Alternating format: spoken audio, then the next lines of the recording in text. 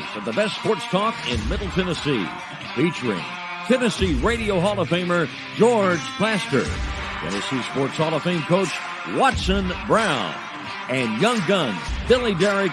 And now, here's your host, George Plaster.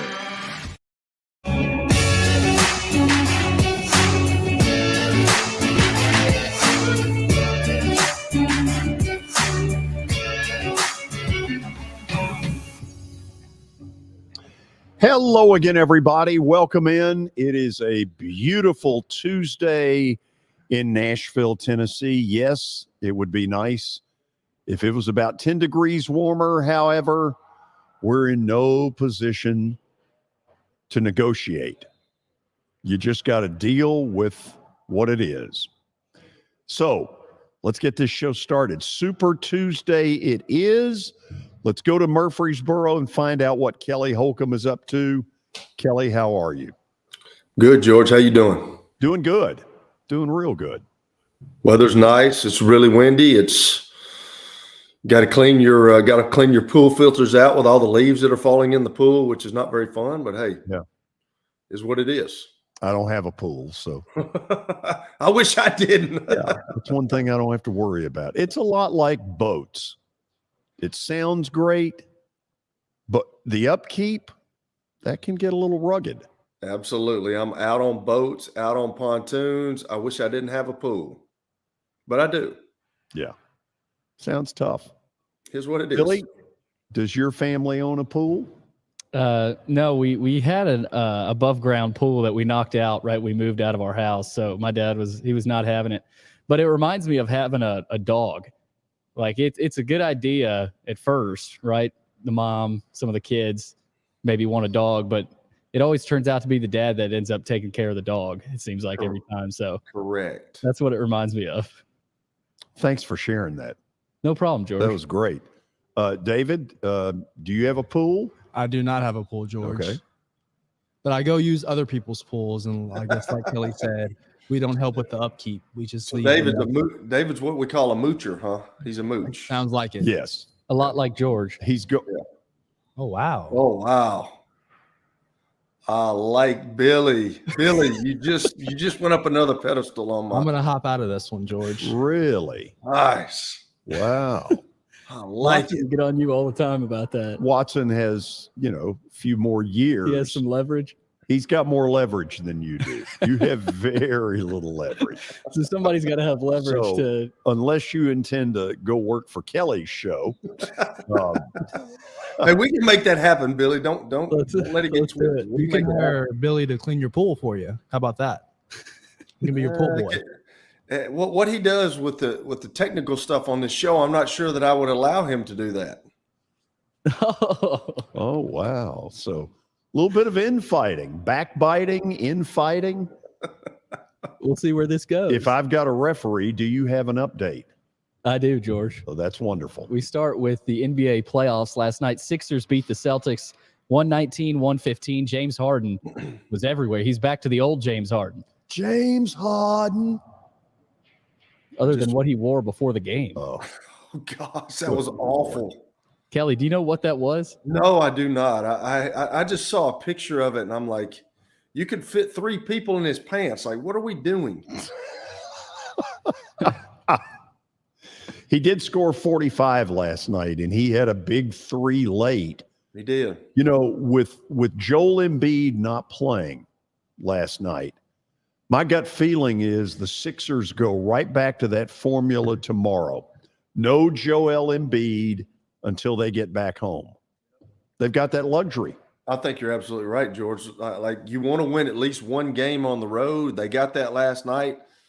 They did it without Joel Embiid, so why not rest him before he comes home? So I would think it would be not sensible not to rest him. Meanwhile, the Nuggets beat the Suns 97-87, and they lead that series 2-0. Jokic was great again. What's going on with the Suns right now? Well, I mean, if you think about it, in fairness, of course, Chris Paul got hurt. Mm-hmm. That does not help. And how long has Kevin Durant and Devin Booker really had to work together. I mean, they're a little bit of a work in progress. They don't play great defense. And, Denver's taken advantage of that. I've never seen Kevin Durant be as cold as he was to begin the game. I've never seen that. That guy's he's not of course he's not Steph Curry automatic, but like that guy can shoot, and he could not hit a thing. And it was good for them because both teams were really cold to start the game. He is one tall man. One tall guy. When he puts it on the floor, man, there are not many his equivalent. Tonight, Heat at the Knicks in the Garden, 6:30 tip-off on TNT. Heat lead the series 1-0. Do they go up 2-0? No. Maybe the Oregon pulls the Knicks through tonight. Let me tell you something.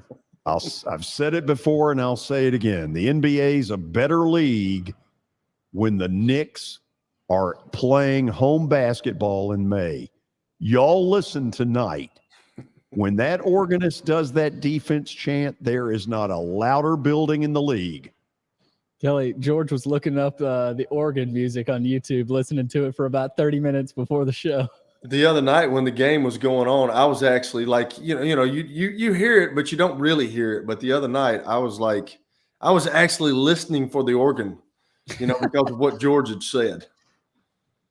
Lakers, I've told the truth about it. You have. I mean, there's no doubt. It's one of the most coolest thing and one of the most coolest thing in sports. Yeah.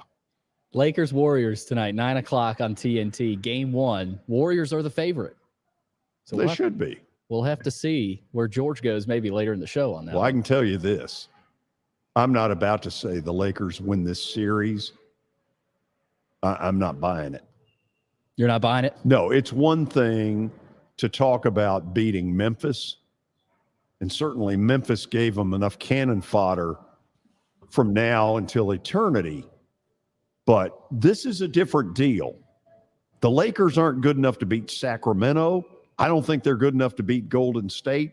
This is where all this comes to an end. Yeah, you're not playing Dylan Brooks anymore. You got that, Kelly? This is where it all ends. Well, I don't know. It's just it'll be a different defensive game plan. Obviously, they had to stop Ja Morant and the Jackson guy. Dylan Brooks was nowhere to be found shooting the ball. But when you go against these Golden State Warriors, those guys pass. They're unselfish. It's a different deal to play those guys. So it'll be interesting. I do know this, that the Lakers, in the series during the season, I mean, it was 3-1 the Lakers. So it'll be different, obviously, in the playoffs, and it's going to be exciting to watch TV. There's no question. Yeah, no Andrew Wiggins in those matchups though. So Andrew Wiggins joining the Splash Brothers with Klay Thompson and Steph Curry. That's an interesting matchup. But also for the Warriors, who's going to guard Anthony Davis down low? They don't have a true big man. I guess it's going to be Looney, who played Will Rail the other night. So we'll see what happens. That's where the Lakers have to take advantage. That has to be their advantage, is Anthony Davis. Agreed. Speaking of Memphis and Dylan Brooks, the Grizzlies have informed him that he will not be brought back under any circumstances, league sources say.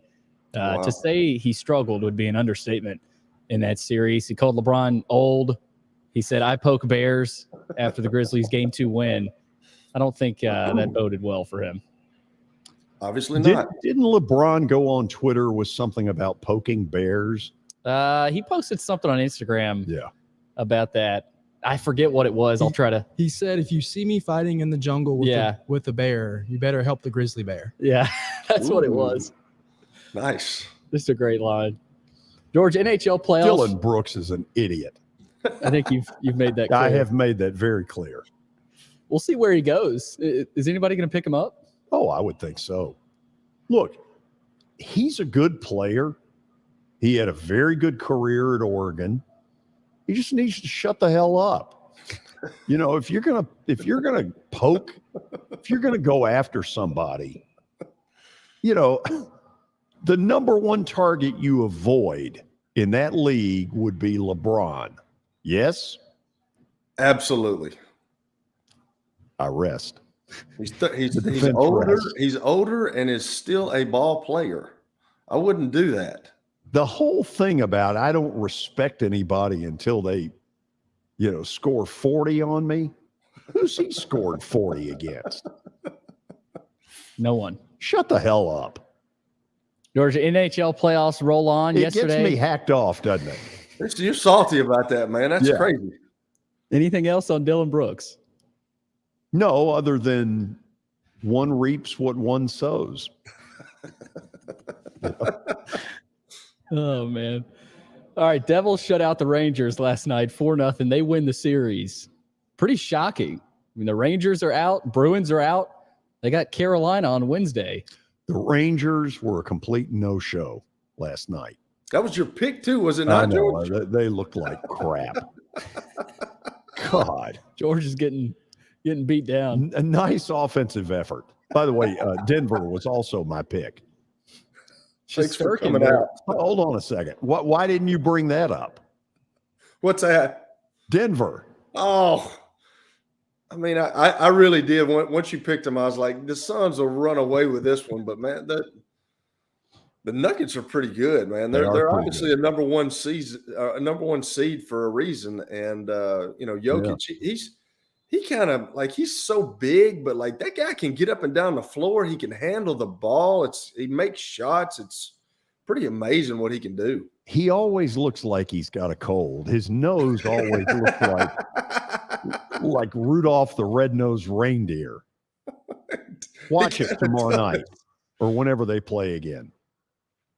I'll make sure to keep an eye on that. You do that. George, Panthers and Maple Leafs tonight. That's game 1, 6 o'clock, and then Kraken at Dallas, 8:30. I'm for the Kraken.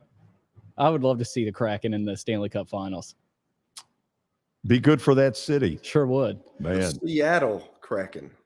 The Seattle Kraken. Kelly, Don't you didn't even know it. you didn't even know that was a hockey team until a week ago. ago. No clue. That's what I'm saying. I said it yesterday.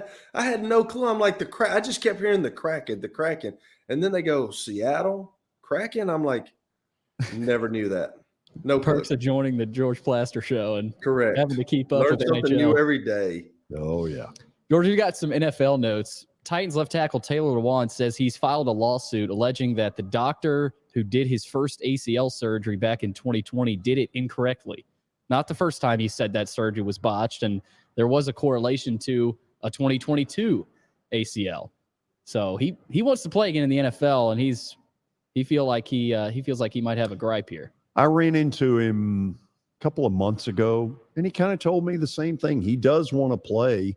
I think he would have liked to have restructured a deal with the Titans. It doesn't look like that's going to happen.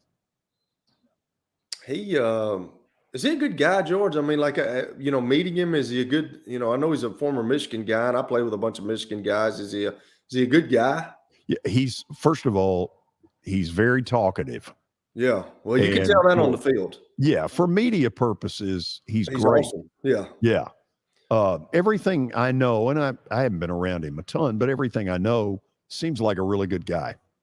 Well, good.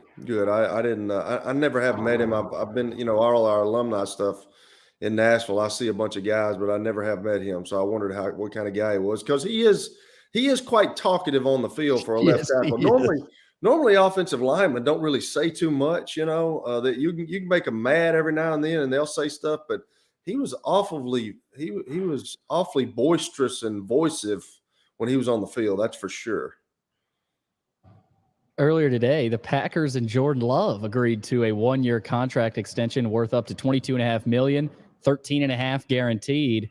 It was reached just hours before the deadline today. So looks like the Packers like Love. They're going to roll with him. But how long is he a Packer? That's the question. So let me see if I've got this right. He's getting $22 million on a 1-year contract extension. Is that the 5th-year option that they used on him, or is that that's just kicking everything down the road so they don't have to deal with it right now? I mean, Joe Burrow got that. I mean, a lot of those guys are getting that. Yeah, but there's a difference. Yeah, well, I agree. I mean, I totally agree. There's a huge difference. There's a huge difference. But what do you, if you're the Green Bay Packers, put yourself in their situation? What do you do right now? It was a tough deal because they didn't draft anybody. So, you got to go with Jordan Love. I mean, that's what they brought him there for. He's been backing up. He's been behind Aaron Rodgers, and they've been pretty good with the last two quarterbacks they had that's been there for 30 years. No, look, the move to re-sign him in this fifth-year deal, I get. Yeah. $22 million. This guy hasn't been on a football field for 10 minutes. $22 million? Are you kidding? Well, I'm kind of with you on there, but I don't know that. I don't know all the parameters of those fifth-year option routes. You know what I'm saying? Let your babies grow up to be quarterbacks. Backup quarterbacks. It's pretty good. Hey, either way, man, they're backup or starter these days. It doesn't matter. They're getting paid.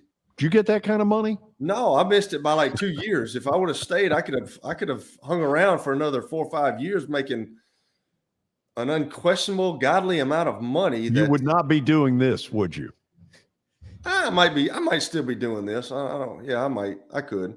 To put it in context, that makes him the 24th highest paid quarterback out of the 32 in the NFL. So bottom tier, but above Justin Fields, Mac Jones, Kenny Pickett, guys like that. That's ridiculous. But timing is everything. Yeah. Okay, we done? I got a couple other pieces, but quickly. Henry Ruggs has pled guilty, so it's looking like 3 to 10 years. Sad story. Gosh, sad. Bad story. And then we've got Ohio gambling regulators yesterday instructed the state's licensed sports books to halt betting on college baseball games involving Alabama after suspicious wagering activity was detected on Alabama's game against LSU on Friday. So that's something we can get to a little bit further. Yeah, maybe but down nobody the road, knows what it really means. No, that I've heard there's rumblings about someone within the program, whether it was a parent or somebody fired some big money and they got nervous. Yeah, and I've also heard that the radio delay, right? You almost, if you're at the game, right, you almost you hear it after the fact, right? So maybe someone was listening to it, but that I've heard stuff like that too. So we'll see where this goes. No one really knows what exactly is going on, though. It's a crazy story. Wow. Though. So that's it. If you're George. betting on college baseball, 1-800 might have a problem if you're betting on college baseball. You may have a problem. Especially this time of year. Yeah. So we have Super Tuesday coming up. And I see him ready and raring to go. So we'll go to the break. Tony Basilio will join us. I think he's back in Knoxville. Then Herm Edwards at 3 o'clock. A lot of stuff to get into. So stick around. This is the George Plaster Show. Year number 2 of the Plaster and Friends Celebrity Bowling Night was awesome. And the reason is really simple. I chose Strike and Spare, and they were amazing. They have great food, great bowling, and a staff that is truly ready to go the extra mile to help you. They have 5 family fun centers in the area to choose from. And for more info, go to strikeandspare.com or call them at 615-824-5685. How am I going to get to work? My car's totaled. Skylar, our team is making a call right now. We'll get you a rental car. Don't worry. That's a relief. Call us 24/7. We're here. We're going to help.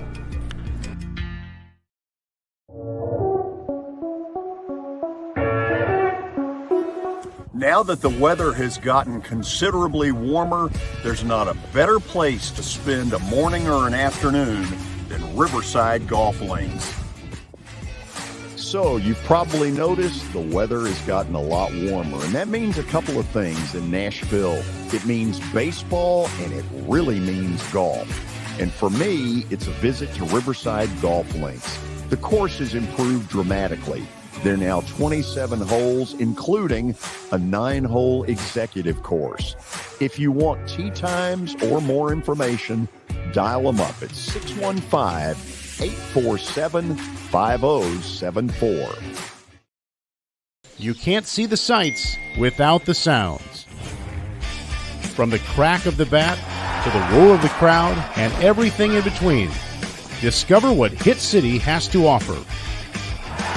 Spend your nights cheering on the Nashville Sounds at First Horizon Park with giveaways, fireworks shows, theme weekends, and more. Single game tickets are on sale now. Visit NashvilleSounds.com to claim your seat today.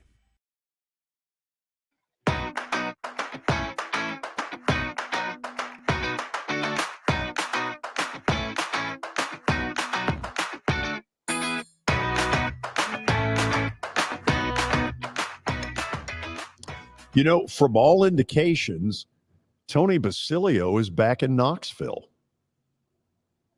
He had a good little jaunt up to Pennsylvania. He was there, I want to say 3 weeks, and now it looks like he's back home. So let's bring him up. Knoxville sports talk show host. How we doing, guys? Extraordinaire. How are you? They let me back, if you can believe that. They tried to stop me at the border and redirect me, but they said, okay, well, I guess this is going to continue. If this is going to continue, I guess you're back. So did you drive to Pennsylvania? Yeah. How many every time I go. booths? How many toll booths did you run into? Oh God, George. What's really bad up there is, because I know Tennessee's getting some toll roads. What's really bad up there is driving into upstate New York. Last week when I did that, went from Philadelphia up there, it cost $45 in tolls. Good to get Lord. up to Stamford, Connecticut. Kelly knows. It's I used to have to go through that every day, man. I had to go back up to New York and Rochester this past 2 weeks ago, and Easy Pass, man. I can see all them people with Easy Passes. I mean, the property taxes up there are ridiculous. It's unbelievable. And you have to pay for everything, and you have to pay to drive on the roads. It's amazing to me.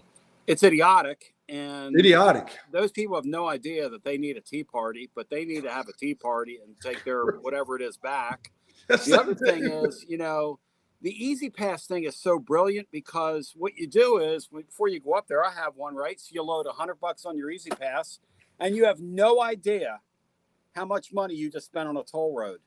Because you never pull cash out of your wallet. Cash out. You just get a bill in the mail. It is brilliant. That is so, whoever thought of that, you talk about training lab rats. That's what those people are doing. In the time that we're in, you would be great to lead the tea party. No thanks. Dump it all in the river. No thanks. Really? No, I'd be with him. I'd go with you. I would. I wouldn't leave my wingman. I'd go with you. Well, no thanks. Okay. So let's get to Hendon Hooker. What did you think when it was Detroit? I think the more I think about it and the more people I talk to, I just think it's an incredible fit for him. First of all, there's a great young offensive mind there. They've got a great supporting cast. He gets to learn under a guy that in Goff who might be out of time there after this year, who knows, or the next few years. I just think that's an absolutely perfect spot for him. He's a third-round pick, which means he doesn't have a tremendous amount of pressure on him. He can sort of grow into the gig there. And you know what? If he gets the opportunity, he'll be 26, 27 when it comes, and he'll be ready to roll. And the one thing I've learned about that guy is I don't put anything past him now.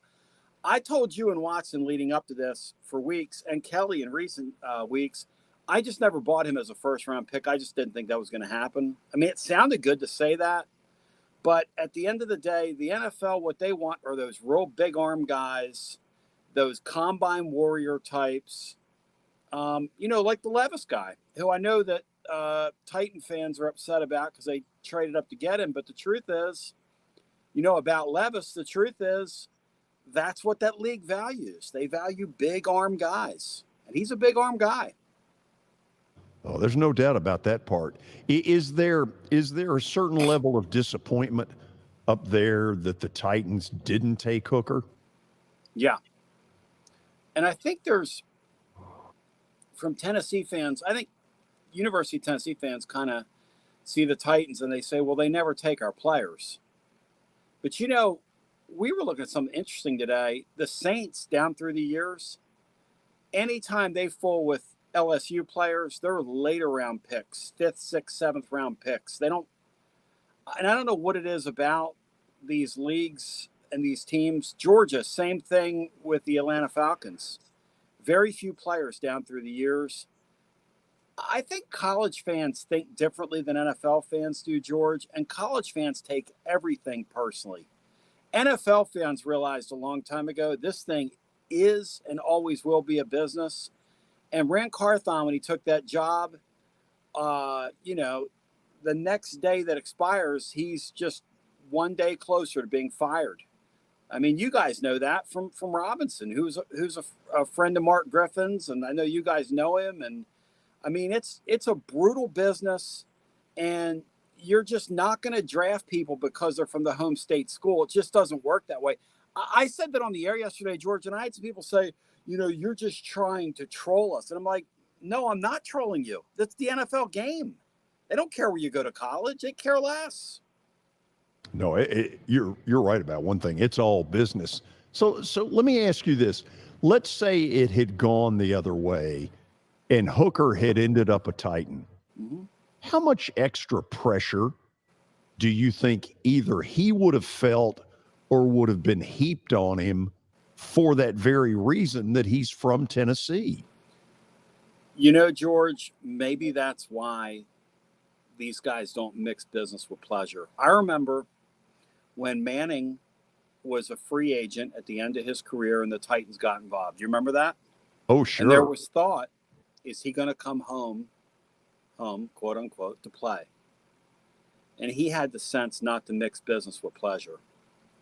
And look, I think that any time that you play at that big dominant school in the state and then you go there and you play pro ball, the very few times that's happened, there's no question there's some extra added pressure. Plus there would have been pressure on the organization to get him on the field more quickly. Now, Levis is a guy, as you know, the Titan fan base, as far as I can tell, almost universally dislikes the guy.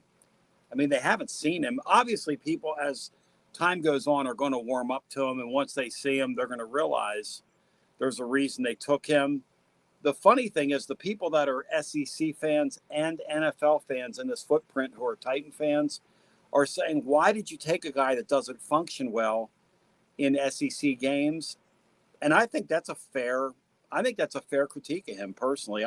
But again, I still think that he's got a lot of upside and a lot of potential. Tony, if I was going to give him one piece of advice, and lucky for him, he doesn't know me, so he's not going to ask. The piece of advice would be to get involved in our community. McNair was very community and beloved. Marcus Mariota lived in a cave. For all intents and purposes, so has Tannehill. And I believe that this is still a city where you can get the benefit of some doubt. I think this is, whether it's this city or just this region, I think you can win over and get benefit of the doubt if you're out and about and doing charity stuff. And tell me what you think there. I could not agree with that more. One of my favorite things about living here, George, and in this state, is that people want to see you, want to hang out with you, want to get to know you, want to touch you, for all intents and purposes. And now, the money is so big that a Tannehill doesn't need people. But it's a very, very, very smart move, I think.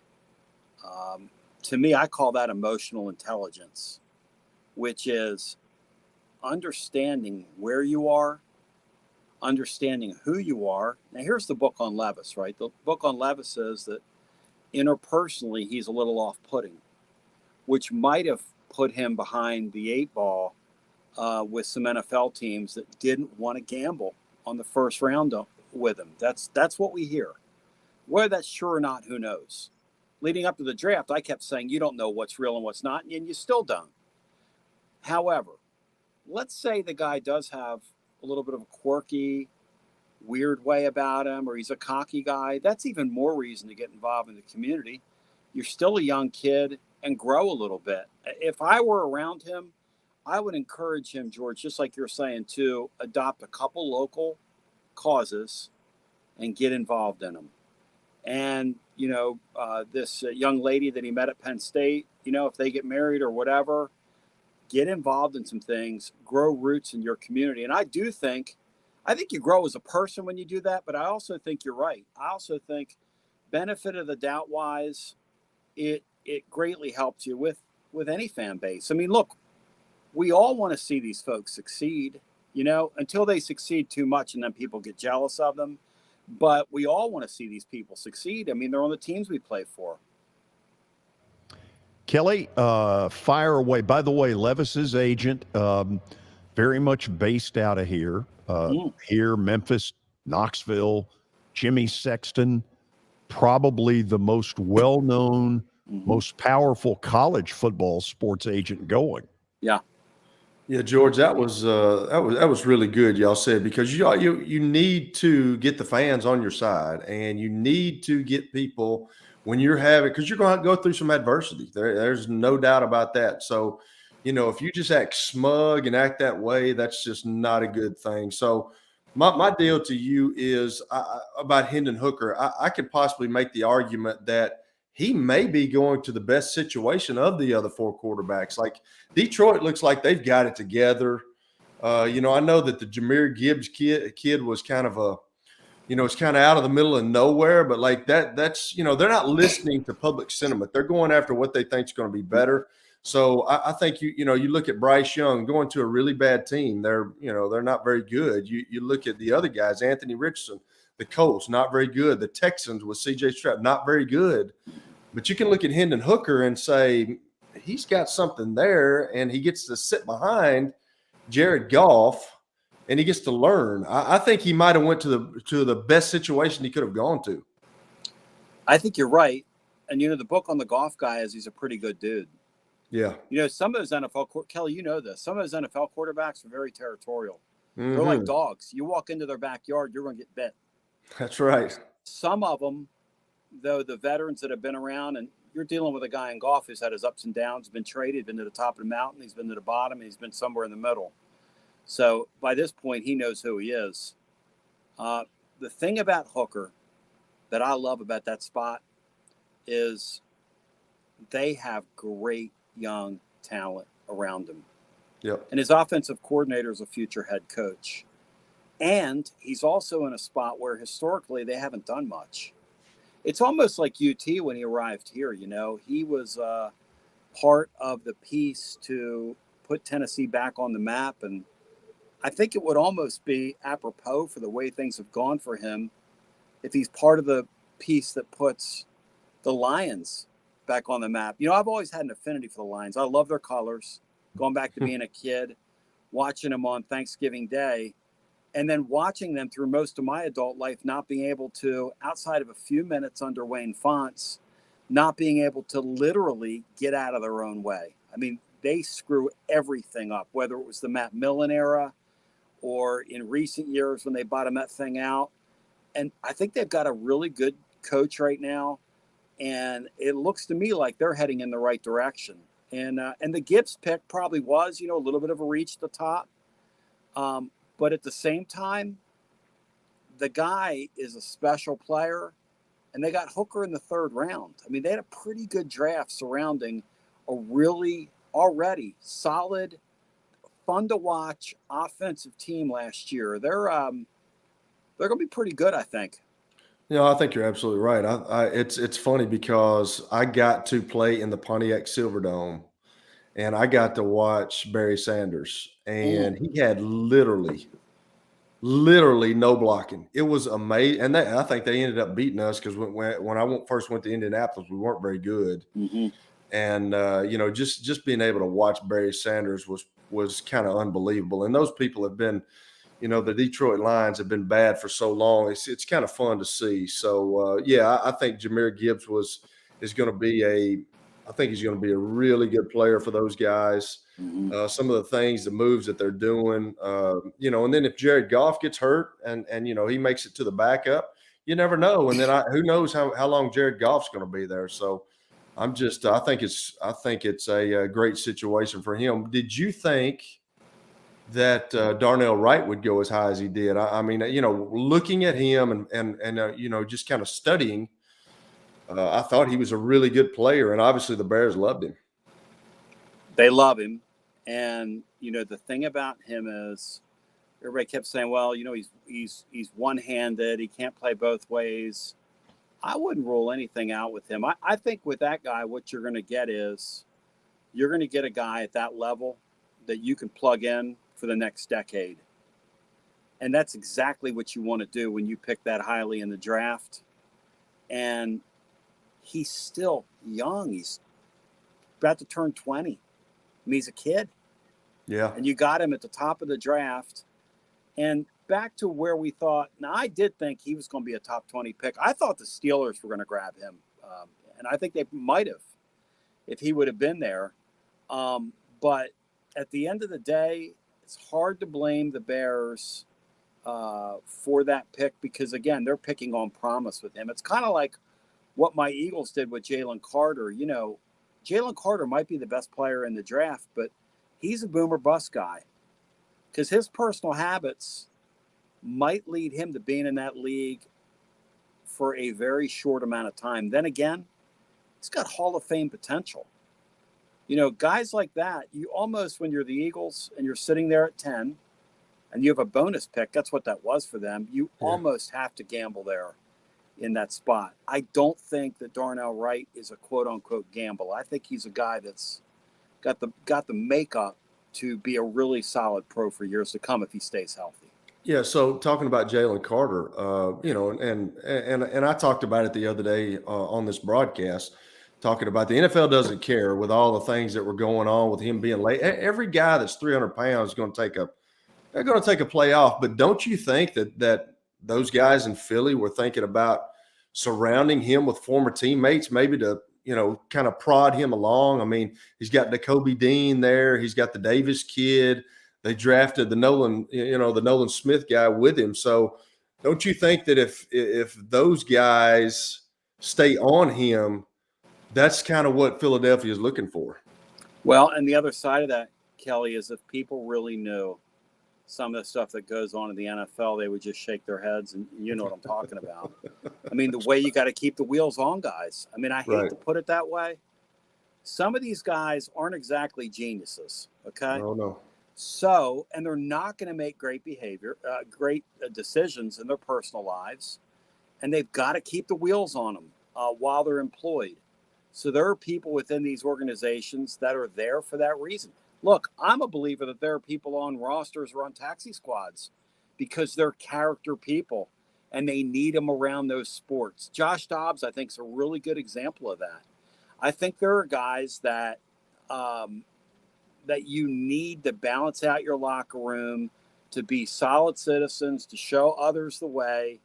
And a kid like that is just a couple of bad decisions getting behind the wheel of a car away from throwing it all away. So, but I think you're right. I think having teammates around, familiar faces around him should help him. Or then again, it could add to his complacency. Who knows? I mean, with those guys, you just don't know. No, I think he is a real roll of the dice. But good gosh, man, at his size and his ability, I mean, if you could somehow figure out a way to unlock him at that level, I'm telling you, that's a guy that could end up in Canton, Ohio. He really could. No, and he's, you listen to Mel Kiper and all those guys, he might have been the best player in the draft. So, I think they kind of did that with putting him around similar guys and guys that were his teammates in Georgia, thinking that, hey, if we can't get it out of him, these guys can because they've been in the battles together. So, hopefully I wish him hope he has a really good career. Jalen Hyatt goes to the Giants. What kind of an impact do you think he'll have? Those guys kind of surprised everybody with Brian Daboll last year. Hadn't been to the playoffs in a while. They gave the quarterback a lot of money this past year. Can he have a significant impact on those guys? They need a vertical threat.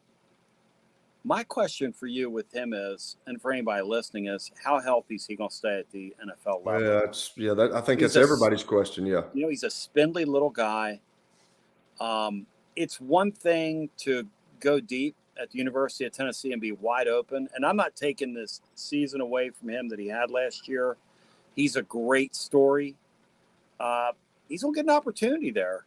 If you were asking me to take him or to take Tillman and say, from here, now that you see the roster that they're on, who's going to have the better career, I'm going to go Cedric Tillman. I told you that the other day. Up there in Cleveland. I'm going to go Cedric Tillman in Cleveland. Hey, there's a big guy that can catch the ball underneath. There's a big guy that can catch the ball in traffic. There's a big guy that Watson is going to rely on as a safety valve unless he's a complete bust. He's going to catch the ball in traffic. He's going to play well in cold weather. He's going to hold up in that cold weather. He's built for that cold weather. Whereas Jalen Hyatt, I see that guy, and I've seen a bunch of them with the Giants down through the years. I think that's a tough proposition considering, half of the season is played in pretty inclement weather up here in New York. And you know that. East Rutherford, that's some cold weather football in December and January. You got to be kind of a tough customer to play in that stuff, I think. Well, I'm certainly glad. We talked about it. I think it was last week, the week before. I thought Cedric Tillman was if it's me, I'm picking Cedric Tillman. Yeah. Just with his big body and I love that he went to my Brownies. So I'm excited for that. I think he's going to be a really good player. Yeah, I really do. The question for them now is who is Deshaun Watson? Last year, you give him grace. He had a year off. But is he going to be a guy that's going to realize it there, or is he going to be a guy, with a $1 million arm and just, his head's going to get in the way?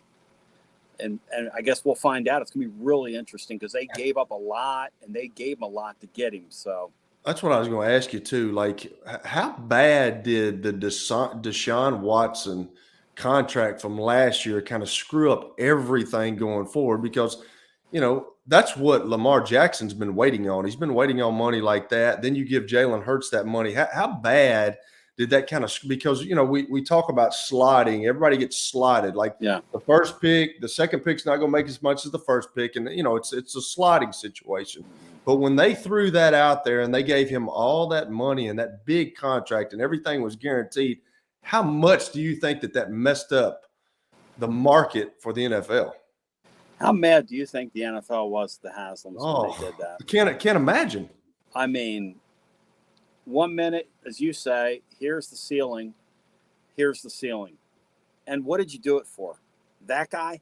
Yeah, exactly. I mean, think about him and his personal habits. That's another one. He's one bad decision, and he's on a zero tolerance policy. So if somebody so much as accuses that guy of something, which is really a scary proposition for him, for the league, for the Browns, for everybody involved. But back to your point with Lamar Jackson, that was so interesting, the game of chicken that they played with each other. And at the end of the day, you knew Baltimore. I mean, what choice did they have? Right. Even though I'm not a 1,000,000% sold on that guy, like as a playoff quarterback, I don't know that you can win a Super Bowl with him. But you still had to do that, didn't you? I mean, I don't know if you can win with him in the playoffs. I don't know. I'm kind of with you. I don't know. He's such a talented guy, and he's such a tremendous athlete, and he's such a tremendous runner. Like, I didn't have that game. He's gotten better at throwing the ball. He truly has. He's gotten better. I just don't know. And the thing that's odd to me is the guy he's not represented by an agent. So his mother. What's that?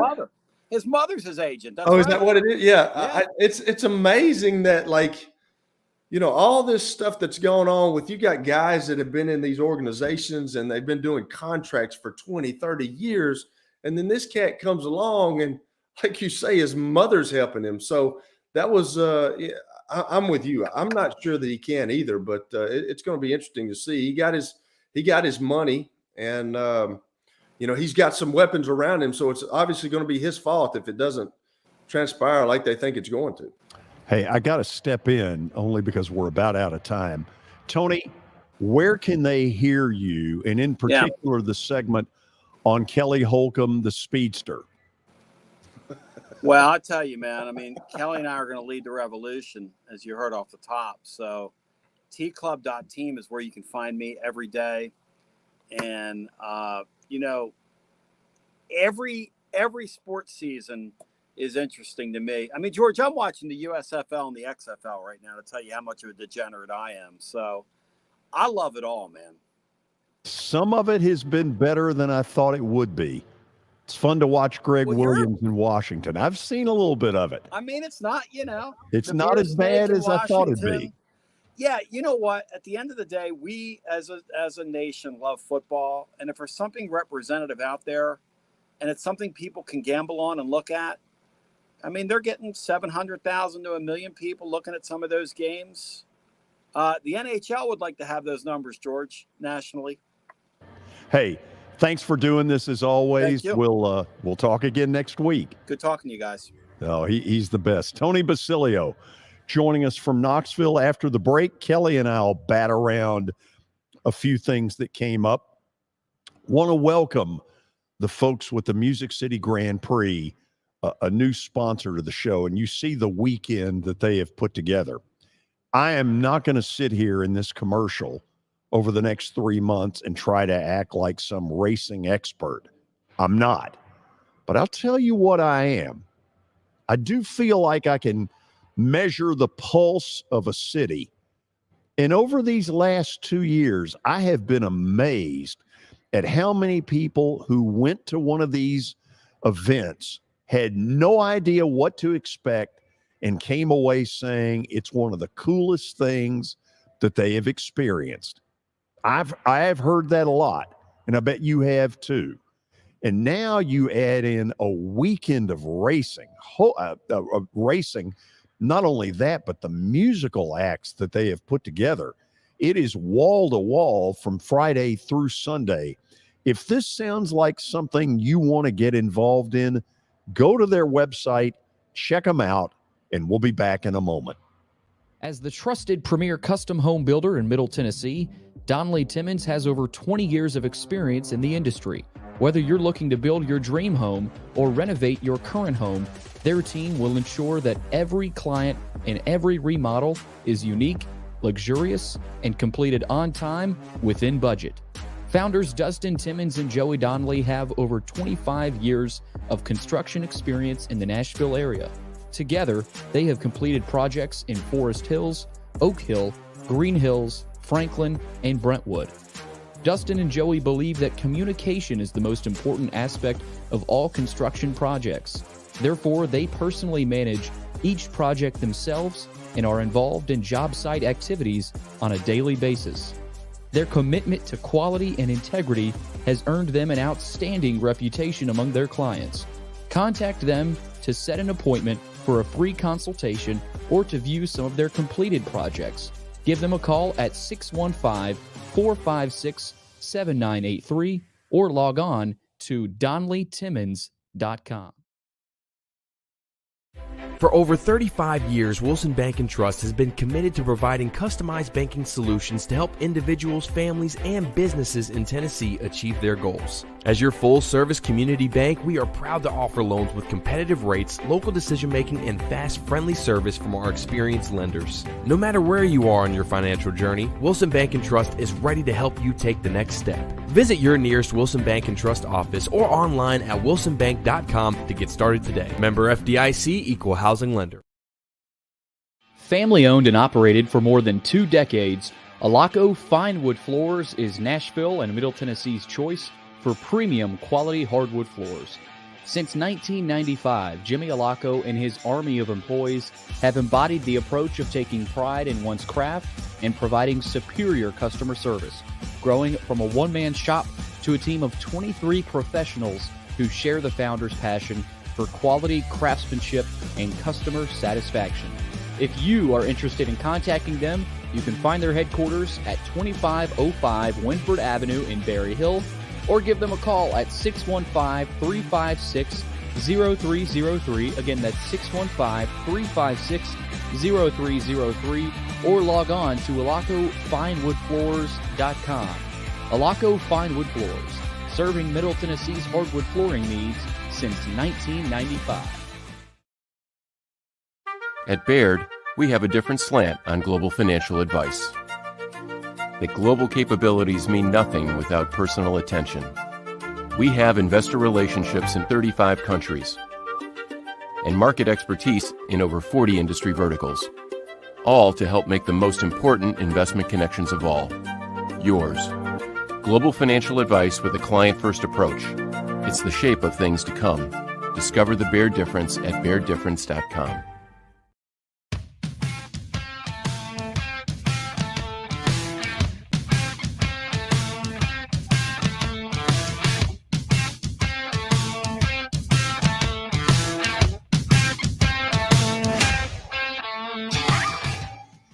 Kelly, I want to get into locker rooms for just a second. I've always claimed that when the Titans came to town, first of all, I had this fear, they're big league, they're going to big league us.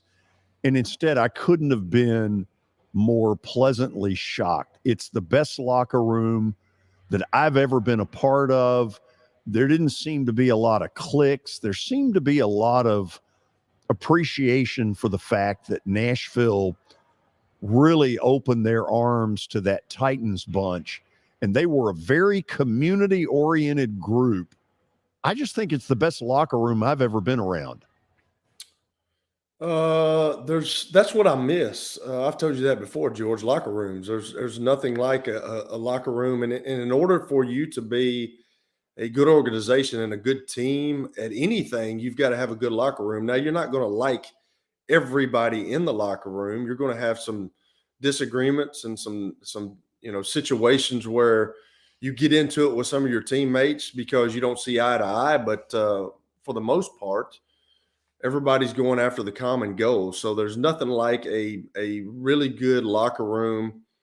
And in order for you to win big, you've got to be able to have a trust factor in that locker room. And I've certainly played on some teams that have some really good locker rooms that you just love the guys. That's when it gets really good. When you just love each other, you love the guys, you love being around guys. That's what you miss being a former player, George, that you just can't, you come out here, and I wish everybody was part of a team. We talked about that a couple of weeks ago. Because there's nothing like it in the world being part of a group of guys or a team that we all have the same goal. We all work towards that same goal, and we all care about each other and love each other. We're part of each other's families. And, everybody wants to say, well, we're a family. Well, there's not a lot of teams that are like that, but the ones that win are kind of like that. The thing that was great back then, Kelly, and obviously, when they first got here, I was 25 years younger. Yeah. Okay. So I went from 112 down to 87. That's a joke. Someday it won't be, and then it'll really be sad. But Kelly, if I asked those guys to come to our post game at the Wild Horse, to a man, nobody ever turned me down. There was a real camaraderie, and I don't know. I give Jeff Fisher some of the credit for that. I think he knew that in this city that was brand new to it, that was really going to be important. I don't know if you could do that anymore, George. I really don't, though. I think that money's gotten so crazy, and it's just what Tony talked about. It would be nice if you are Will Levis. You should go out into the community. Everybody should go out of the community because you're getting paid a king's ransom to play a game, and you should go out into the community. But nowadays, guys feel entitled, and that's just what they do, and they don't want to be bothered with that. And I don't think that's the right way to go about that. I don't know if you would get the same. I don't know if you would get the same thing now as you did back then or not. I really don't, George. The game has changed so much, and personalities have changed so much. And nowadays, with these guys that are coming up, they've been given everything. It's kind of like a sense of entitlement. And I'm not sure. I would like to think that would happen. And I'm sure there's, for the majority of the NFL or the NBA, the majority of the locker rooms are going to do that. But there's some guys that just won't. You have not dealt with Herm Edwards yet, have you? I have not. No, yeah. You're going to love it. There's two things that I've got to get off my chest with Coach Edwards here. It's not get off my chest, but it's just I'm going to tell him because I think he was the Jets coach in 2005. Am I not mistaken? Right? Herm, put a thumbs up if you're hearing this. He gave me a thumbs up. Yes. Okay. Yeah. Okay. So I'm going to ask him about that because I was with the Bills and we played the last game of the season. We sucked. They weren't very good. And yeah, I'll just ask him about that. We'll hold on to that. In fact, we may let you lead off. How about that? Okay, that's fine. Stat of the day is coming up, and then Kelly meets Herm. The question is, after that, will Herm ever put up with us again? About the answer next. Forget the fact that Sir Speedy Music City is owned by my BGA classmate James Warren. Their work stands on its own merit. James and his staff do incredible work, as evidenced by the huge banners at the Plaster and Friends Celebrity Bowling Night. If you're looking for quality to help your marketing and business communications, and you want it at a reasonable price, these are your folks. Call them at 615-832-9511 or go to print at sirspeedymusiccity.com. And be sure to tell them Plaz sent you. Hey, thank you for meeting with me today. The insurance company has made an offer. Already? Wow. They've offered you the entire policy. Thank you, Blair. You're so welcome.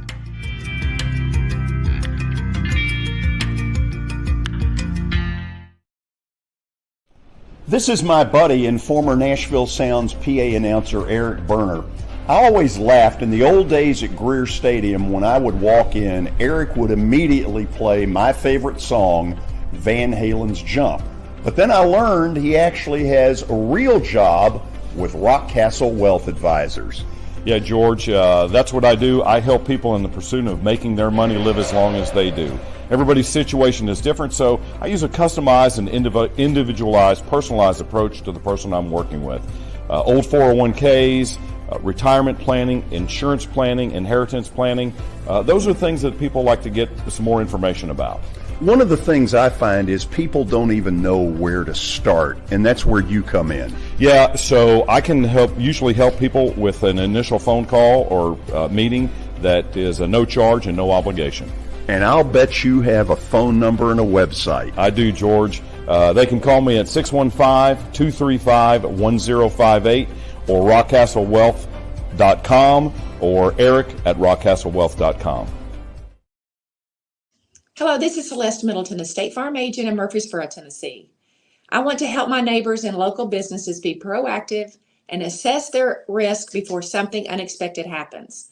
We want you to have a thorough understanding of your coverages to have the best protection when you need it. We can create a personal price plan for you. Our team has over 70 years of experience helping people in Middle Tennessee. We have an awesome team with integrity and provide honest and prompt communication. And we love what we do and genuinely care about everyone we work with at our office. Give us a call at 615-895-2700. Send us a message at celestemiddleton.com or walk in at our office at 803 North Thompson Lane in Murfreesboro. We would love to earn your business. Welcome to John English Antique Sports and Cards, located at 204 East Depot Street in beautiful downtown Shelbyville, Tennessee. Their phone number is area code 931-492-4304. John, obviously, I've been blown away by what I've seen at your place. I've now been there 3 times. But for the person who's never been, what should they expect? Well, we have a 3,000 square foot store, George. Half of it is vintage cards in all sports, and then half of the store is, a lot of people call it the museum, where there's a lot of early equipment and just the history of sports in general: baseball, football, basketball, golf, tennis, and other items. When somebody comes in there that you know is a big sports fan, what is their normal reaction? Well, I think that they're pleasantly surprised, and of course, being in Shelbyville, Tennessee, which is a small town that you would never expect a shop like we have to be in. So they're kind of, I don't want to say blown away, but as I said, pleasantly surprised.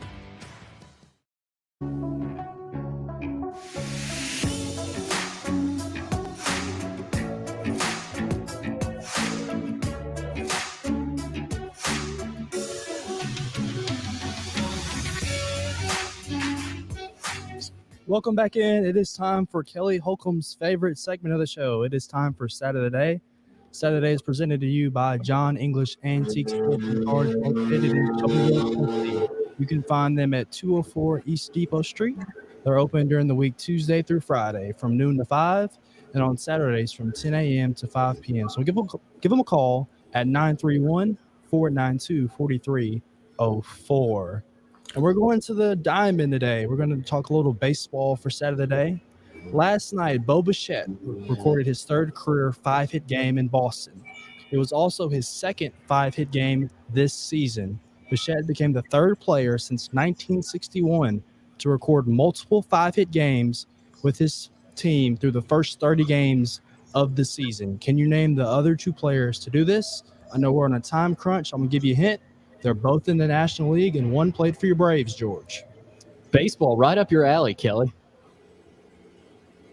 Yeah, Kelly, I'd love to hear what your input. Well, if they're both Braves, we got to go with Hank Aaron, right? One of them is a Brave, and the other played in the National League. The years were 1993 and 1997. Oh no, okay, let's try Chipper. Yeah. Whatever. Oh, really? I don't know. I honestly don't. By the way, Bo Bichette, not the best player in his family. His dad, Dante Bichette, heck of an outfielder. What's the answer? We're passing. We're moving on. Let's see it. Tony Gwynn and Kenny Lofton. Oh, yeah. Oh, okay. There you go. Tony Gwynn was Tony Gwynn machine. We lost him way too early. What a guy he was. Oh, the best. The best. Kenny Lofton was a Brave for 1 year, and Herm's going to tell you that he went to Arizona State and was a basketball player there. Wow, nice pull there. Yeah, David. how about that? Nice. So Herm Edwards is with us now. After Kelly gets through with him, I'm not sure he'll stay with us. Kelly, I want you to be good to this guy. This is a good man. Why would I and not? I fear you're going to ruin it right off the bat. I just got two for instances. I mean, that's all I've got, and then I'll hand it back to you. What's up, Coach? How you doing? What's up, babe? Before you start ripping me, I'm not ripping. I'm not going to rip you. Just understand this. In 2005, and you can feel this. You'll feel the pain I'm about to give you. I was playing with the 5th string quarterback. So whatever happened, I'm just letting you know, whatever happened. No, absolutely. No, here's what I'm going to say to you. Okay, so it was the last game of the season. The Buffalo we sucked. Y'all weren't very good. No. I think y'all had either the 31st or the 32nd ranked run defense in the league, but y'all had the 2nd ranked pass defense in the league. So what did my coaching staff decide to do? We wanted to throw the ball all over the park that day instead of just running the ball, getting back on the plane, going to Buffalo, and getting in my car and going home. Yeah, and you know what? It was probably cold too, right? It was cold, and I got Ty Law paid again. It's the worst feeling you ever have as a coach. I got you're not going anywhere. I mean, there were a couple of friends, and now we got home cooked a little bit. But I remember we were down in the red zone, and I threw a ball to Roscoe Parrish. He got hailed. The ball popped up in the air, and it got intercepted. And I remember there were 2 of them like that, and then Ty Law got me again. And I'm like, I thought to myself, like in the locker room, like, why are we throwing the ball? Why can't we just run the ball and get over with the game? You know? Look, I'm not one of them guys. I won't extend the game. When it's cold, look, I'm running it, and I'm going to keep running it. And if I can, and I tell the official, go tell coach on the other side, I'm running the ball. Don't worry about it. I'm trying to get everybody out of here. And then the second instance was when I first came into the National Football League. I was with Tampa Bay with Sam White and all those guys. Okay, so Sam White and those guys brought me there. Turk Schoner was a quarterback coach. They sent me over to the NFL Europe, which was the World League of American Football at that time. Yeah. And then he got fired. And then Tony Dungy, which he brought you along with him. Yeah. I came back. Clyde Christensen was the tight end coach. He was the offensive coordinator at Maryland with Scott Milanovich, and I had no shot to make the team. None. Well, that Buck team,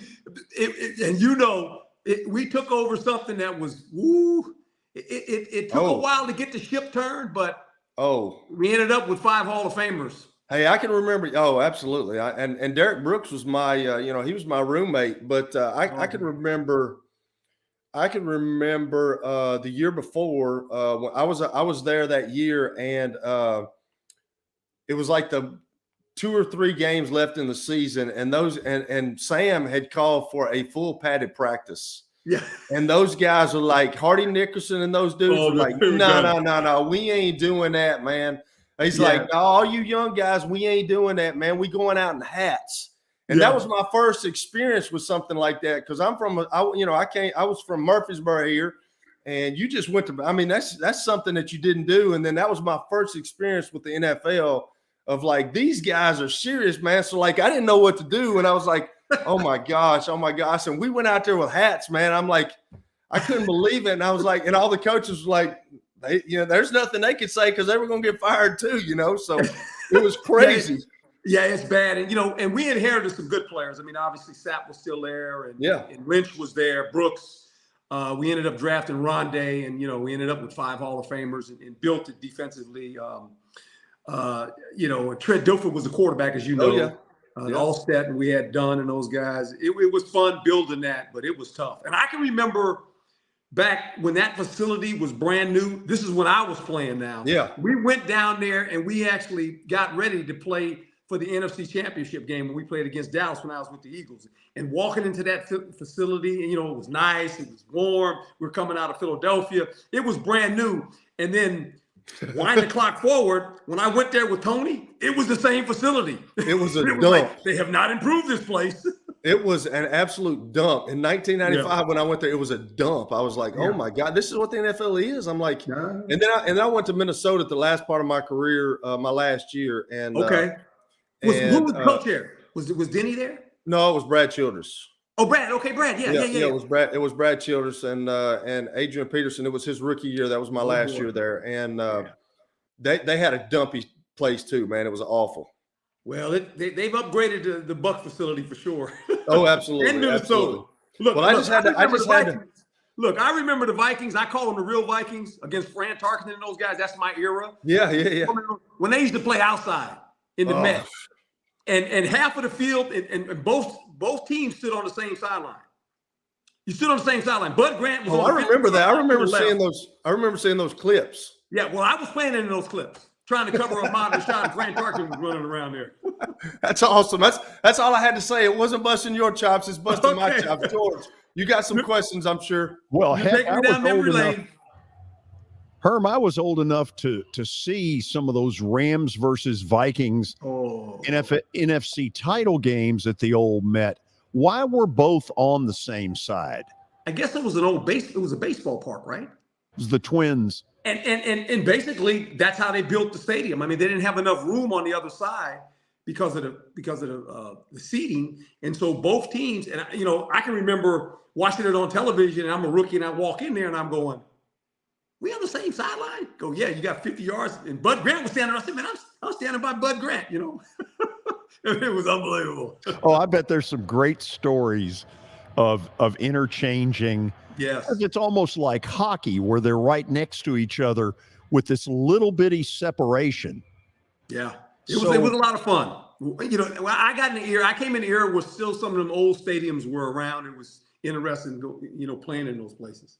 Memorial, Shea Stadium with the Jets, where the wind, hot dog wrappers everywhere. So where I want to start. Everybody wants different reactions. Mm-hmm. Give me your thoughts on Will Levis. I think for the most part, the kid's got a powerful arm. He's a competitor. I think how he processes the information going forward will be vital for him. When he gets out of structure, how he plays. I look at some of the numbers, and I'll go back 2 years, and he's thrown I think 43 touchdowns or something like that, some crazy number, and he's thrown some interceptions. He's made some decisions sometimes throwing the ball to the other guy. And that's no good. And I think it's 43 touchdowns and 23 interceptions in the last two. I go by the last two seasons. I don't worry about his freshman year and all that stuff. He's an older guy. He's 24. He's big and strong. He's got to protect himself, though. I mean, he'll run. He's not afraid to run. I think he's in a good place in Tennessee because of the way they try to run their offense. He comes out of a pro system. They'll protect him with a running game, which I think is important. How he handles the competition now. There's Tannehill and there's Malik Willis there. So it'll be interesting, but I do think, he's the future of this football team. And you look at all of a sudden that conference, the AFC South, boy, there's a lot of young quarterbacks in that conference, right?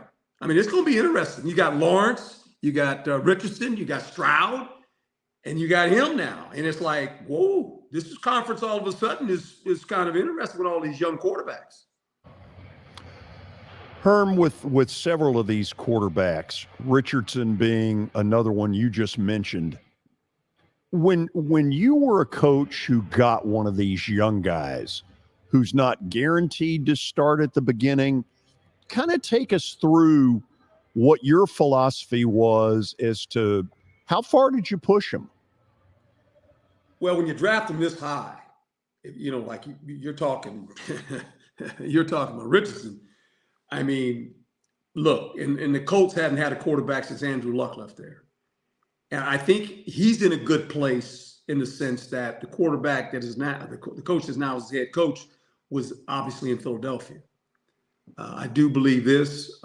If he's the best player, when you look at the quarterbacks, you can't hide that from the players, right? There's the one thing, you can't trick the players. When they go to practice every day, and he's running around, and he's going to make some plays with his legs. We already know that. This offense will probably be built on a little bit of RPOs to get him going. It used to be you don't put a rookie out there. I say this, the best player needs to play. Because if he's not playing, it sends a bad signal to the players. Now, with that being said, you got to tell these players, look, if we're going to start a rookie quarterback, you got to help me with this guy. Okay? When he turns it over, because he's going to turn it over. I tell the team that day one, look, he's going to throw it to the other guy. That's part of the deal. Now, we got to limit that, right? How he protects the ball is very important. And how much you give him. How much do you put on his plate? And I think he's going to a good place because of what happened in Philadelphia, right? With Jalen Hurts, how they developed that guy. So he couldn't be in a better place, to be quite honest. Okay, I'm going to ask one last thing, and then I'll turn it back to Kelly. Herm, when the Titans got here, they had made the decision that Steve McNair was not going to play for a couple of years, and revisionist history kind of looks like that was the right decision back then. How do you know what the right move is to either throw them out there at the beginning or have them sit and watch? How do you know as a coach? Well, I think you go in with feeling that, I don't know. But as you watch practice, as you gain confidence in the preseason, there is competition, and you go, okay, look, if we put him out there, what you don't want to do is break him, right? You don't want to break him. He's going to struggle some. But see, he's in a place where they run the ball. They're not going to ask him to go back and throw it 40 times. They're going to let him have some success in the run game. You got to build it around this guy. Look, more of college football is in pro football. It didn't used to be that way when I was in the league, right?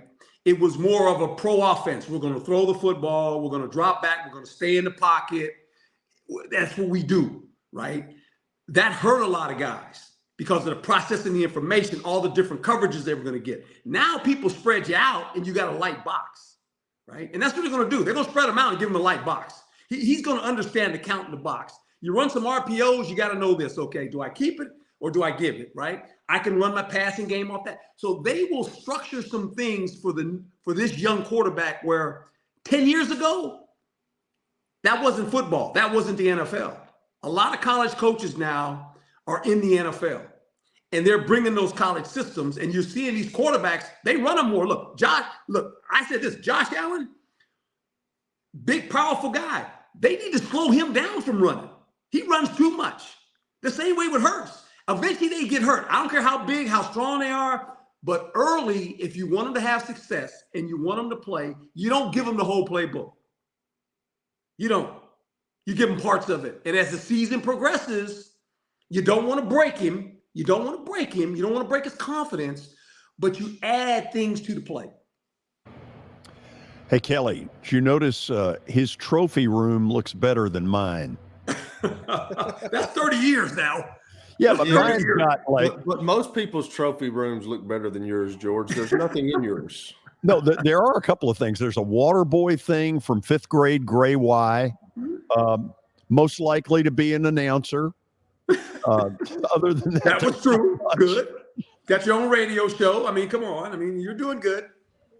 Go ahead, Kelly. Coach, so what you just said right there, let me ask you this, because I couldn't do that. I mean, I didn't have that game. I mean, I was always cerebral, stay in the pocket. You're absolutely right. 10 years ago. You're Chad Pennington. You're my Chad Pennington. Absolutely. But do you want that in your quarterback, like running like that? Because here's the deal. You've got trained killers out there now, and I don't care who you are. I don't care if you're Anthony Richardson, who looks like a tight end. At some point, just like Lamar Jackson this past year, he got hurt. Like if you're going to put an offense out there for Anthony Richardson, well, now you've got to get a backup that's kind of like Anthony Richardson, because if you sell out to that, you're going to have a guy behind him, because when he goes down, it's not a matter of when, it's if, or not a matter of if, it's when. Like, I mean, is that part of the thinking now in the NFL, or they just totally just forgotten about it? No, I think they will use the quarterback as a runner some, and then we've seen it, right? I don't think that's your offense by any stretch of the imagination. I want a quarterback in the pocket. That's just me. I want it because I want to. Now, I tell them all this, though. When you take off and you run, this is the most important thing that you can do for me. Know when the journey's over. Exactly. And get down. Now, in the red zone's one thing, you're trying to score a touchdown. When you're in the field, know when the journey's over, man. Just get down. Look, they're going to sprinkle some RPOs in there for him so he can gain some confidence, right? So he can move the ball. And, you look, and you know this, you played the position. They're going to let him read half the field when he has to go back, right? Yeah. They're going to be a play action team to make sure they can run the ball, to get that eighth element in the box. They're going to try to make the count of the box easy for him. Right. So he can read coverage, right? That's what I think you got to do with young quarterbacks. Absolutely. Absolutely. So let's just stay on quarterbacks. Have you ever seen as many really good young quarterbacks as the NFL has right now, especially AFC? It's remarkable. And I think now, and you know this, and you played the position, I think these kids in these 7-on-7 leagues, they're throwing the ball at a young age, right? Yep. And that's what you see. Now, I don't know if there's going to be digression through that when they get a little older, but they're throwing the ball in all these leagues. They got all these other leagues beside high school, right? They play 7-on-7, and it's amazing. They know each other. These kids, I mean, it's unbelievable how all these athletes kind of know each other coming out of college, right? Well, I played in the 7-7 league against him. I played in the I said, really? On these travel teams. And so they're used to throwing the football. That's a good thing. Now, how they process information, that's entirely different, right? Because of the coverages, and you know this, the NFL is different. Mm-hmm. You got all day to go to work in the NFL. There's no only got so many hours a day like in college football. In the NFL, it's a job. And you're going to play against good defenses. And they got all kind of different coverage looks, right? Absolutely. Absolutely. So I think we're going to have to go. But my last question to you is, you coached in the pros forever, went back to college. What's the difference nowadays? I mean, is there a huge difference? Are the kids different? Oh, you mentioned it.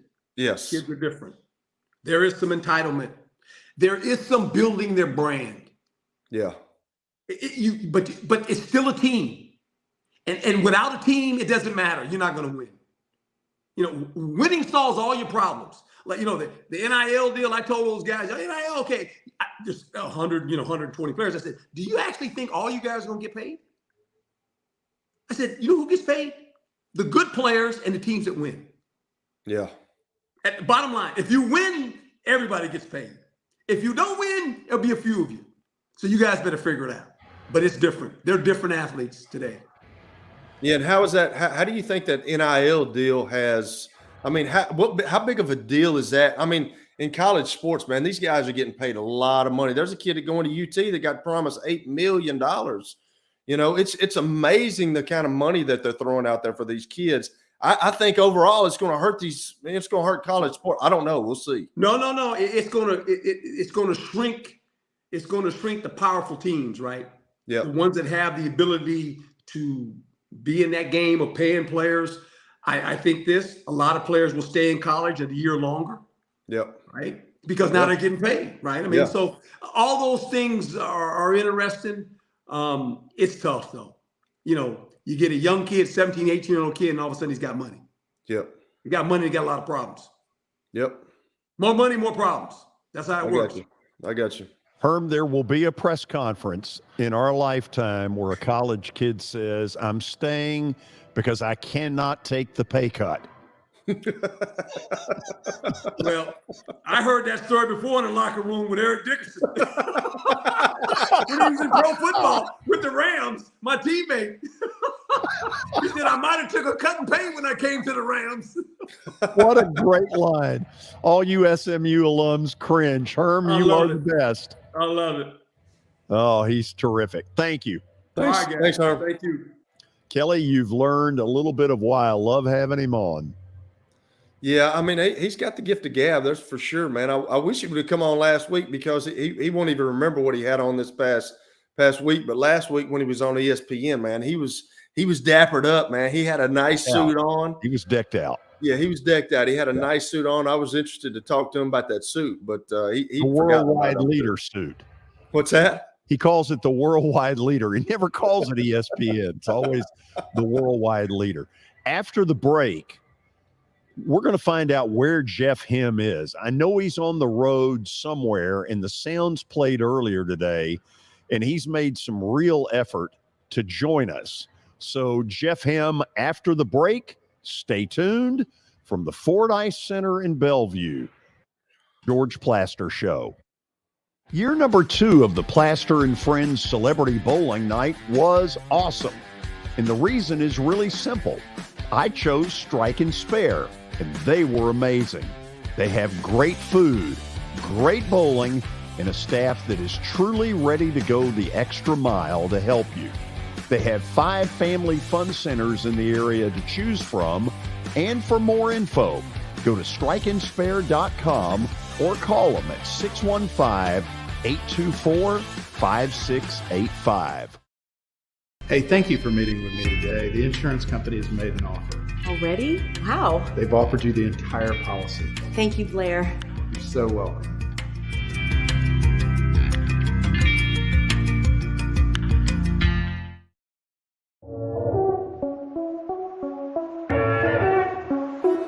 Now that the weather has gotten considerably warmer, there's not a better place to spend a morning or an afternoon than Riverside Golf Links. So you've probably noticed the weather has gotten a lot warmer, and that means a couple of things in Nashville. It means baseball, and it really means golf. And for me, it's a visit to Riverside Golf Links. The course has improved dramatically. There are now 27 holes, including a 9-hole executive course. If you want tee times or more information, dial them up at 615-847-5074. You can't see the sights without the sounds.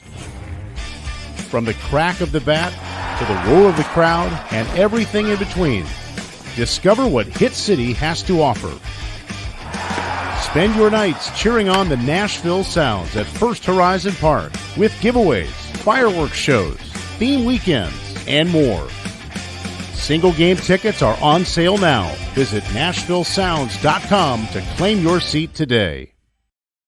Hello, this is Celeste Middleton, a State Farm agent in Murfreesboro, Tennessee.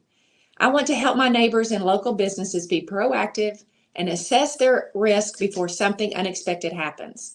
We want you to have a thorough understanding of your coverages to have the best protection when you need it. We can create a personal price plan for you. Our team has over 70 years of experience helping people in Middle Tennessee. We have an awesome team with integrity and provide honest and prompt communication, and we love what we do and genuinely care about everyone we work with at our office. Give us a call at 615-895-2700, send us a message at celestemiddleton.com, or walk in at our office at 803 North Thompson Lane in Murfreesboro. We would love to earn your business.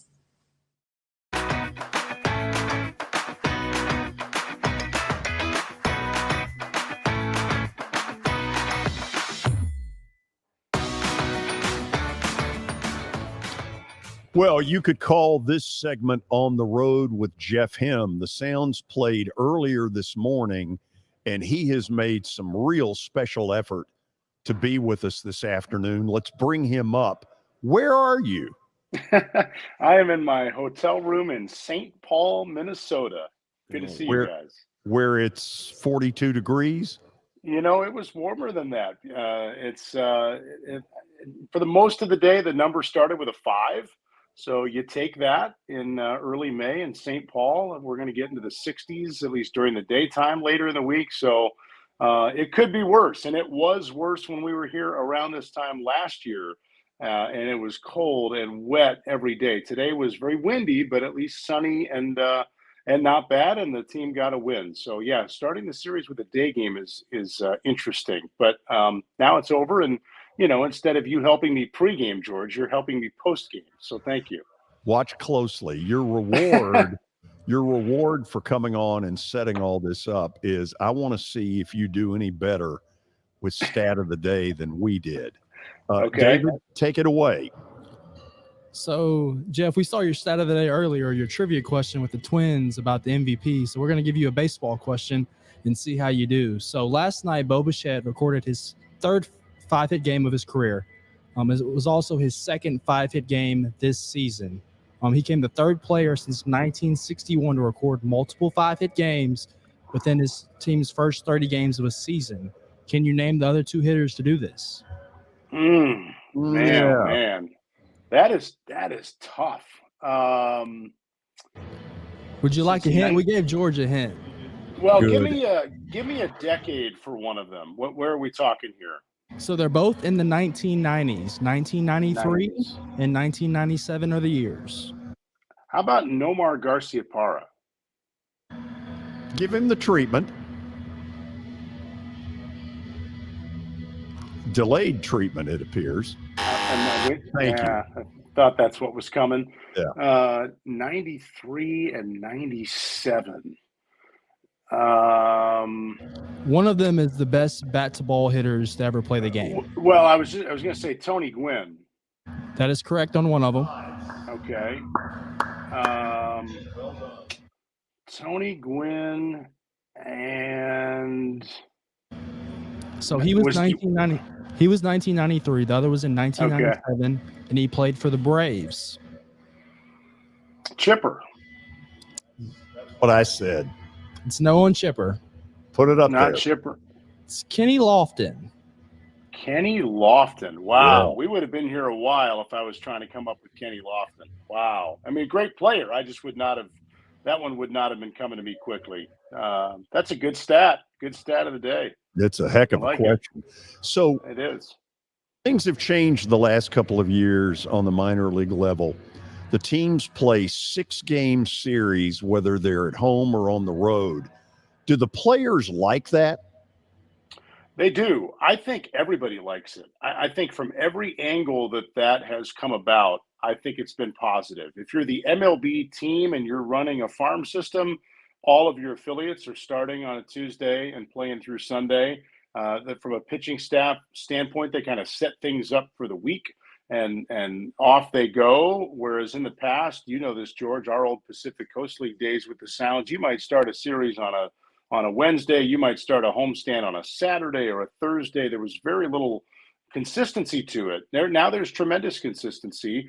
I think if you're a fan, you get conditioned to knowing, oh, Monday, they're off on Monday. Sunday, oh, they're probably playing a day game or whatever the case may be. You get to learn the schedule just by whatever day of the week it is. So I think that's helped the Sounds from a business standpoint and just a a fan and information standpoint. And to answer your question, I do think the players like it. I think, it allows for settling in to a spot for a week. Whereas if you're playing a 3-game series or a 4-game series like they do in the big leagues, you're essentially spending sometimes less than 72 hours in a spot. And I think from a player's safety and health standpoint, get in, you're not getting right back on the bus or the airplane 2 days later. You're there for a week. It's easier on the body. There's consistency with the schedule. Most of the time, outside of today, you're playing, 5 night games in a row and then maybe a day game on Sunday or maybe an occasional midweek day game.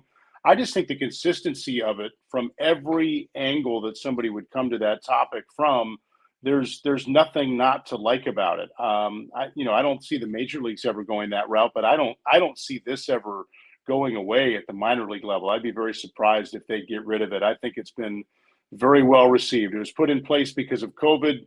When travel was such a roll of the dice a couple of years ago, they wanted fewer flights, fewer bus rides. Let's get these teams playing for 6 games instead of 3 or 4. And everybody's liked it so much, they've just stuck with it.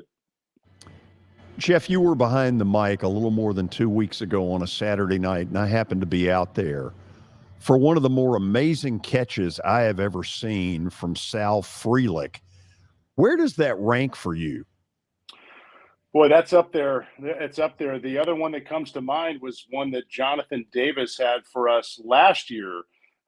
Similar kind of a catch. He was going more over than back like Sal was, but man, both of those were highlight reel. I was disappointed to find out it did not make SportsCenter's top 10 that night with Sal. I didn't get to see the 10, so I can't say, for certain that it should have been in there, but man, that's tough to top that catch. And unfortunately, a few days later, Sal got hurt. He suffered a thumb injury in our series a couple weeks ago in Jacksonville. He's going to miss a couple of months, which is brutal for him. And hopefully he'll get back by summertime. He's on his way to the big leagues. There's no doubt. He's one of the top 30 prospects in the game. Such a fun player, works hard. He's got a hockey background from being in Massachusetts and playing hockey as a high schooler. So he just has this gritty, tough, lay it all out there mentality as a hockey player that shows out in baseball. And that game that you're referencing, George, he came on as a defensive replacement because somebody got hurt. That was his first half inning in the game, and he makes a catch like he'd been playing all 7 innings that night. It was tremendous. Next week, when you all get back home, your 6-game homestand is Gwinnett Braves, which obviously get all my antennas going. And I know full well when Mike Soroka pitches. George, I got to butt in there. The Gwinnett Stripers. Yeah, whatever. They'll always be the Braves. But thank you, Billy. You just wanted to say the Braves, didn't you? Well, you know what, Jeff? He seemed to enjoy butting in way too much. Well, either way, it's Braves AAA, and that's what Middle Tennesseans care about. So yeah, and go ahead and gong him. Yeah, thank you. Thank you. So what are you hearing about Soroka? I have not heard much yet, to be perfectly honest with you. We probably won't get a probables rotation for them until I would say Thursday or Friday. So I can't say whether or not Soroka is going to pitch against the Sounds next week. You want the guy to be healthy. So outside of being in Atlanta, I hope he does. I think because I know people in Middle Tennessee look forward to when Gwinnett comes in. You and I both know there are a lot of Braves fans in Middle Tennessee.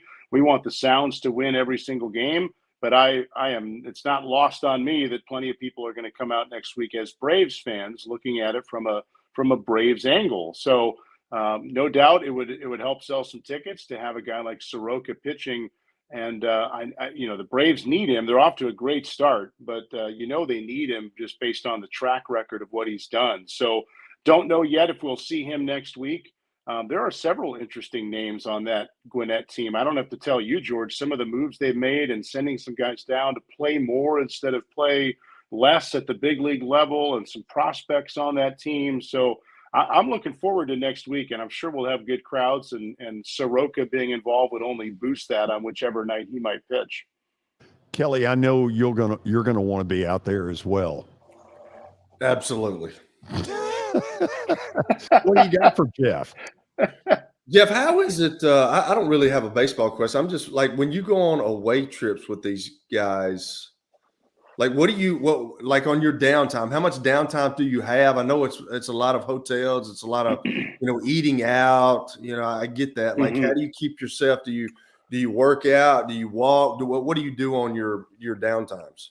I mean, obviously, if you look at me, you can tell I work out a ton. I mean, it's obvious that you don't get a body like this. No, that's part to George's question about the 6-game series. It's part of why I like it so much, because you do get some opportunity, even if it's not to go out sightseeing. You get a little bit of time to settle into a city compared to, as you well know, Kelly, football, you fly in the night before, you play the game, and you're gone. It's like you never even saw that city. With baseball, especially in a 6-game series, you do get a little bit of time. Like most games are at night. So tomorrow night, a 6:30 game here in St. Paul. So I do try to get out, if the weather's nice, I'll go out in the morning and get a run in. They do have a workout room here downstairs if it needs to be indoors. The players' physical activity is their 5 or 7 hours, however many it is, at the ballpark. They're working out before the game, and then the game obviously itself is a workout for them, depending.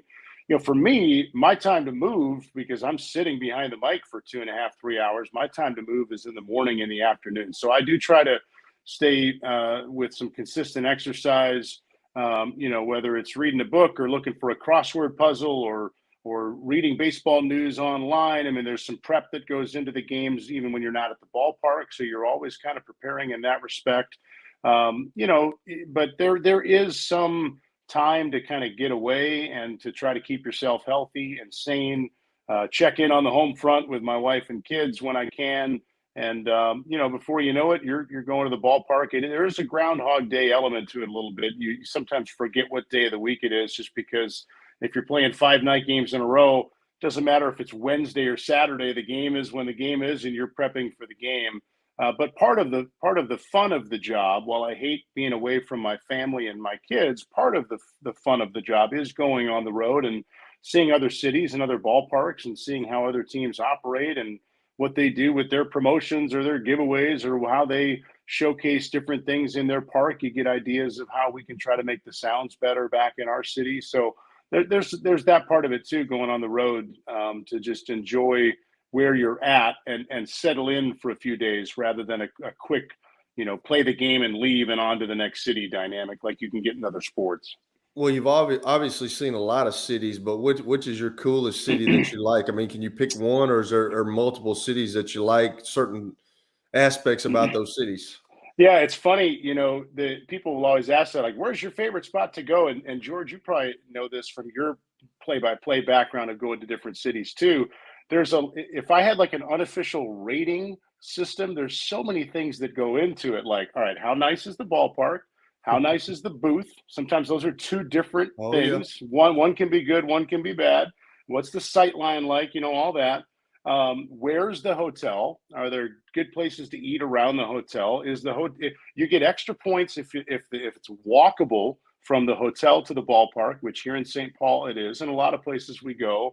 If it's walkable, which they are, that's always helpful. You're not reliant on a bus or an Uber or something like that. You can kind of be on your own plan as far as going to and from the ballpark. So food, walkability, all of these things factor in. So it's funny, there are certain spots that are really high in a couple categories, but not in others. So, I don't know if I have one that like crushes all aspects. I like going to Charlotte. They've got a beautiful downtown ballpark. We stay pretty close to the ballpark in Charlotte. We were just in Jacksonville, which doesn't have the nicest ballpark in the world, but you're right on the water.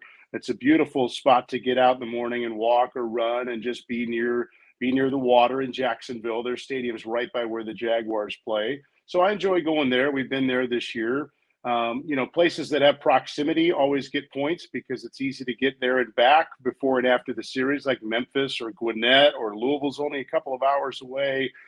Indianapolis is right downtown, very walkable. So they all have like their different strengths and weaknesses. When we were in the Pacific Coast League, I always felt like the ballpark in Des Moines, Iowa, with the Iowa Cubs was my favorite because it wasn't number one in anything, but it was solid in every category of these very highly official rankings that I have. And people would always kind of look at you, really, Iowa? It's like, there's more than corn in Iowa. Des Moines, a beautiful big city. We stayed right downtown on the water. It was walkable. There's good food. So like in this rating system, everything was very solid in Des Moines, Iowa. And hopefully we'll get back there one of these years. They come to us in a couple of weeks, but we don't go there this year. So that's kind of how I evaluate, where am I going and how happy am I that I'm going there based on all the different factors that come into it. Well, that's what I thought of Des Moines, Kelly, Iowa. There's Kelly, nothing hold in on. Iowa. Yes. The worst. Old Orchard Park, Maine. Okay. It was AAA for 1 year. And when I got there, they handed me a can of Raid. And I said, what the hell's this for? And the guy said, when you get to the booth, you'll know. Oh, did we ever know? Wonderful Old Orchard Park, Maine. Nice. I thought you were going to say Orchard Park, New York. Orchard Park, Maine. No, Old Orchard Park, Maine. What a dump. I mean, I've definitely been to some booths and press boxes over the years where it wouldn't hurt them to run a vacuum every now and then. I'm not going to name any names, but it wouldn't hurt them. Memphis Redbirds. Did I say that out loud? Wow. Yeah. Now we're getting to it. I like it. Call them out. Now we're getting to it. Kelly, see what you stirred up. I like it. Call them out. Yeah. So here's what you need to do. And I don't know if it'll work out, but when the Minnesota Wild get home, try to go to one of their playoff games against Dallas. The owner is the former Predator owner, Craig Leopold. You tell him I said hello, he'll charge you double. I was just going to say, am I going to get the plaster tickets? It sounds like I'm going to pay for the plaster tickets. Probably so. Probably so. But it'd be cool if you got to. I would like to. The Twins are out of town this week. I need to check and I was hoping a few weeks ago maybe the Timberwolves would be still going. That's not happening, but I'll check on the Wild. We had the day game today, and we do have a day game Saturday. So, hey, if the Wild are playing Saturday night, I might go for the plaster seats and sit way up high.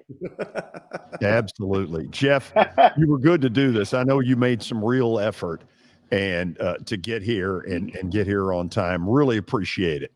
Anytime for you guys. Good to see you. Jeff Herm is a very talented play-by-play voice of the Nashville Sounds, joining us on the show.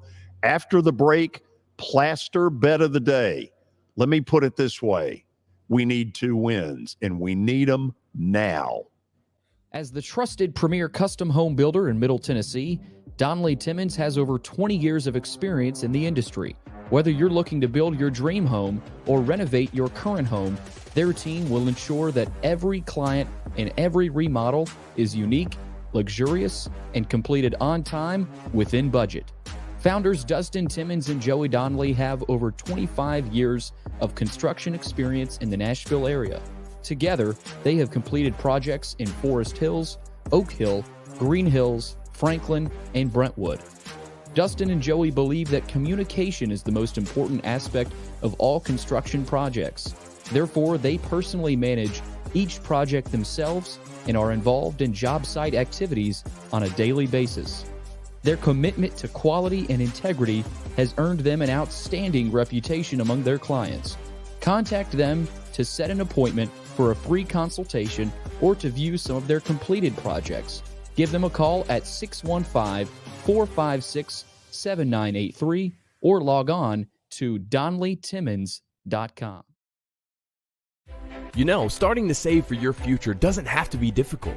Let Wilson Bank and Trust help tone up your financial goals this year. Our certificates of deposits or CDs can help your money work harder with our competitive rates, earning you more than ever before. WBT checking options allow you to earn rewards you can really use, like a high interest rate or cash back on check card purchases when you meet some e-banking qualifications. Visit your closest Wilson Bank and Trust office or online at wilsonbank.com to get started today. Member FDIC.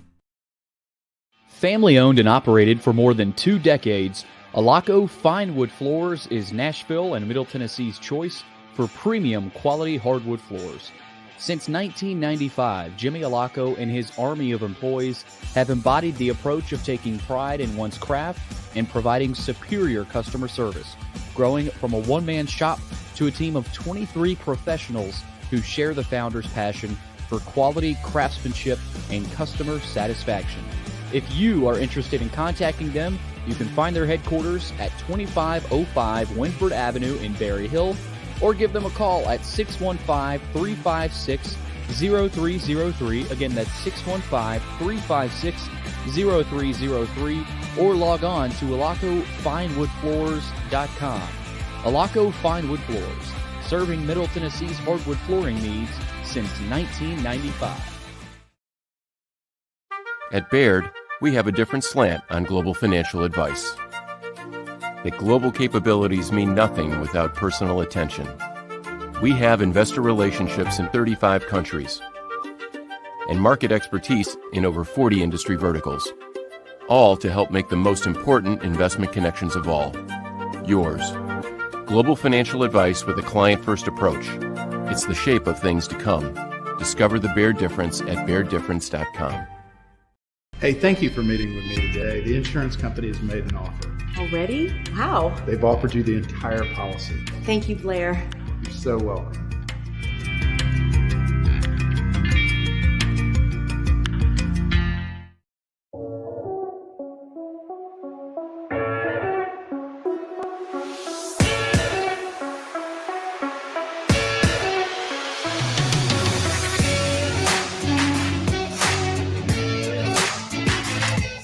Welcome back in. It is time for Plaster's Bet of the Day. We'll see who George is rolling with tonight in the NBA and with the NHL. But first, let's see.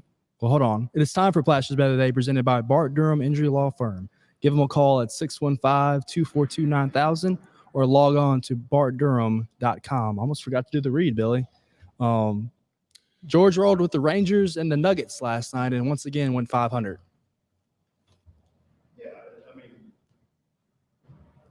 There's nothing there to be ashamed of.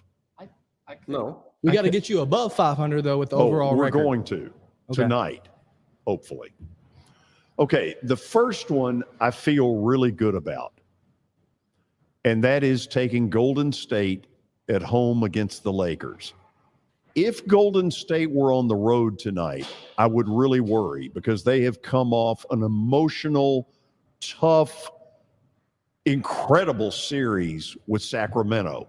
I think everybody will agree it's one of the best first-round series that's ever been played. Bottom line, Golden State's better than the Lakers. They just are. And is LeBron with Anthony Davis capable of bridging that gap? Maybe, but I don't think so. I'm taking Golden State, and I'm taking them to cover. And, Kelly, I'm getting all these looks from these yahoos back here. To hell with them. Golden State. I don't know. It's just going to be interesting to watch. It's going to be interesting. You're right about the series that they had. I don't think with the experience that they've got on their team, that's going to bother them at all. I'm kind of with you on the Golden State being at home, winning the game.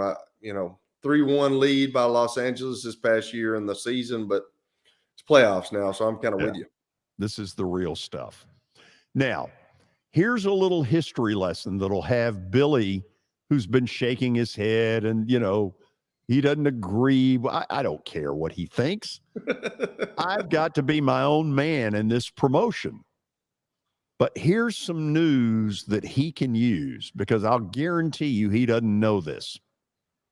The Dallas Stars, formerly Minnesota. Do you know that? I did not know that. They were the Minnesota Stars. Wow. Yeah. They moved, God, I don't know how long ago it's been, 20, 25 years ago. Yeah, Seattle. I wasn't going to ever know that until today. Yeah. Well, I mean, it's news you can use. Learn something Seattle. new. Okay. Second year of existence. Emotional win Sunday night. Can they get out of the clouds that quick and go on the road again and win? I don't think so. Dallas plays a goofy style. A lot of 1-0s, a lot of 2-1s. There aren't going to be any 7-5s in this series. Dallas at home, big odds, too big, by the way. Shouldn't be 180. It ought to be more like about 155. But Dallas wins tonight, and we go 2-0. I hope you're wrong on that. But here's the one thing that I think about Seattle. You got the Mariners, you got the Seahawks, now you got the Kraken. Can we bring back the Supersonics? Do you know that the year after we were able to pull it off to keep the Preds here, that was when Seattle made the decision to move to Oklahoma City. And I got quite a few phone calls from people in Seattle wanting to talk about what we had done the year before. And the truth of it is Seattle deserved to keep the Supersonics. Yeah. And that city was plenty supportive enough. They've gone on to be the Oklahoma City Thunder, and good for OKC. They've done very well, but Seattle deserves an NBA franchise. Agreed. Period. Bring the Supersonics back. Bring them back right now. Absolutely. Who do we steal them from? That's a good question. I was going to say the Kings a few years ago, but they just made Might the have playoffs. been. Yeah. So the Grizzlies? No, we're not doing that. Wouldn't be good for ratings. None of us are Grizzlies fans. Well, no, not short term. Maybe not. Right.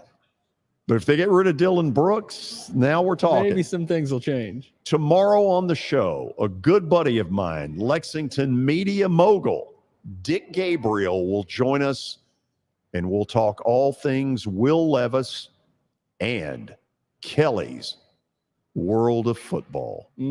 What does he do now that the draft's over? I'll think of something, I promise you. Well, I look forward to that. Behave until then.